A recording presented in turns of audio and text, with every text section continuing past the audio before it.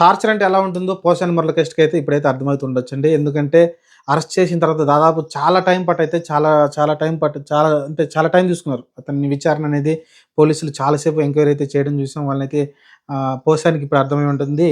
అనవసరంగా అప్పుడు ఎందుకు మాట్లాడానా, అధికారం ఉంది కాబట్టి అహంకారంతో మాట్లాడానని ఇప్పుడు అర్థమై ఉంటుంది. కానీ ఆయనైతే తెలిసింది కదా! అధికారం ఉన్నంతప్పుడల్లా వాగుతా ఉన్నాడు. ఆ తర్వాత అధికారం పొంగానే ఇమ్మీడియేట్‌గా నేను రాజకీయాలు తప్పుకుంటానని అయితే సైలెంట్‌గా సైడ్ అయిపోయాడు. చాలా తెలివిగలడు పోసాని అయితే.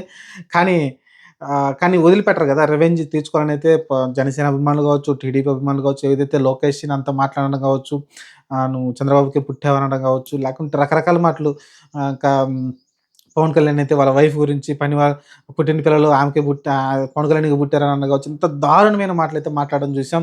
ఆహ్, చాలా దారుణమైన మాటలైతే మాట్లాడడం చూసాం. దానికి రివెంజ్‌గా అయితే గట్టిగా ఇస్తా ఉన్నారు ప్రస్తుతానికైతే.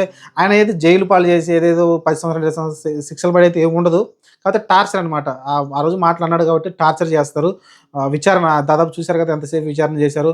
నైట్ అరెస్ట్ చేస్తే ఉదయం 5 గంటలకు విచారణ చేసి తెల్లవారుజామున జడ్జి ముందుకైతే తీసుకెళ్లడం కావచ్చు. ఇలా అయితే టార్చర్ చేస్తారు.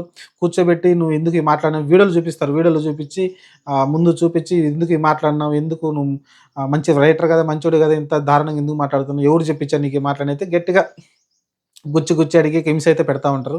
కొట్టరు. నాకు తెలిసి ఆల్మోస్ట్ కొట్టరు గానీ, ఇలా హింస అయితే హింసిస్తారు.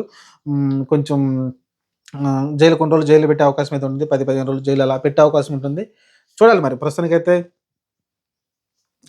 ప్రస్తుతం వాళ్ళ లాయర్‌లు గూడా మాట్లాడుతా ఉన్నారు. చూడాలి ప్రస్తుతానికైతే పోసానయితే చాలా నరకం చూస్తున్నాడు. టార్చర్ అయితే పెడతారు. ఖచ్చితంగా టార్చర్ అయితే పెడతారు.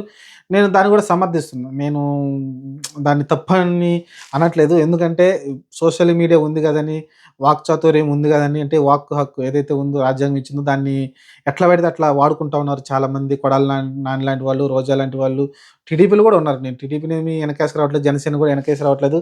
జనసేనలో టీడీపీ వాళ్ళు గూడా చాలా పచ్చి బూతులు తిట్టేవాళ్ళు చాలా మందున్నారు. వాళ్ళందరికి కూడా టైమొస్తుంది. నెక్స్ట్ మళ్ళీ వైసీపీ గెలిసిందంటే ఆటోమేటిక్‌గా మళ్ళీ వీళ్ళకి కూడా టార్చర్ ఉంటుంది. కానీ ప్రస్తుతానికైతే పోసాని ఏదైతే తప్పు చేశాడో ఆ టైంలో మరీ ఓవర్‌గా రెచ్చిపోయి చేశాడు. శ్రీరెడ్డి లాంటోళ్ళు కావచ్చు, వర్మ లాంటోళ్ళు సినిమాలు తీయడం కావచ్చు, కొంచెం ఓవర్ అయితే చేశారు వాళ్ళు.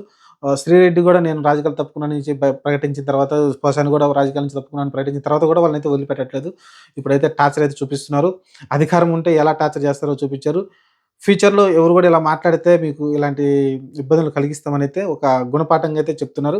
నేర్చుకోవాలి. ప్రతి ఒక్కరు చూసి నేర్చుకోవాలి. ఇప్పుడు పోసాని, వర్మ ఎలా అయితే ఇబ్బందులు పడుతున్నారో శ్రీరెడ్డి లాంటోళ్ళు, ఫ్యూచర్‌లో ఏ పార్టీ కోసం గూడా మనం ఇలా ఆ పార్టీని మెప్పించడానికి, ఆ నాయకుడిని మెప్పించడానికి ఇలా మాట్లాడితే ఏం జరిగిద్దో పోసానిని ఒక గుణపాఠంగా చూసి నేర్చుకోవాలి.